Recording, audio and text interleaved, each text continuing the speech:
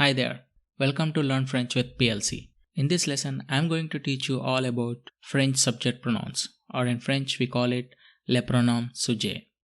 So first of all, let's see subject pronouns in English. Subject pronouns are I, you, he, she, it, we, and they. These words are the main character of the sentence. They indicate who is doing the action of the verb, and they are used to replace nouns when, who, or what is being talked about.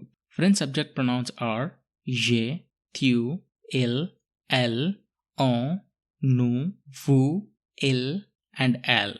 So first let's have a look at je. Je means I, and what you need to know about je is that it changes to je apostrophe in front of most verbs starting with letter H, most words starting with letter OL or E, tu.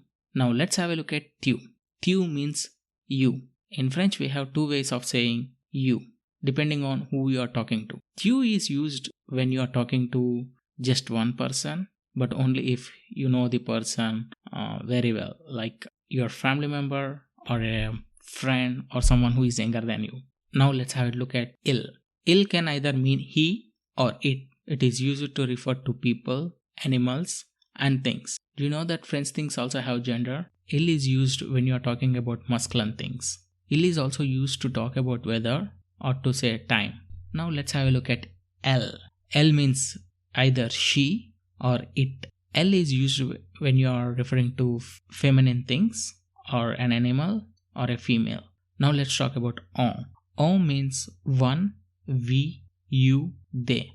It is used to talk about the people in general. We use it mostly instead of nous in informal French. Now let's see about nous. Nous means we. Using nous rather than on is more formal in French. Vous. This is the second way of saying you. Vous is used when you are talking to several people or a stranger, or when you are giving respect to someone. And now let's have a look at il. Il with S.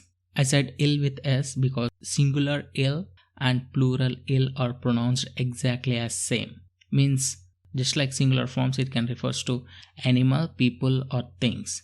Il with S is used when you are referring to several men or masculine things. Now let's have a look at L with S. Just like singular form, it can be referred to animal, people, or things. You use this L with S when you are referring to a group of females or group of feminine things. That's the end of the lesson. I hope you found it useful. If you did, please give a video thumbs up, share, and if you are new to this channel, please subscribe. For more, if you still have questions on this topic, please do not hesitate to ask in comments.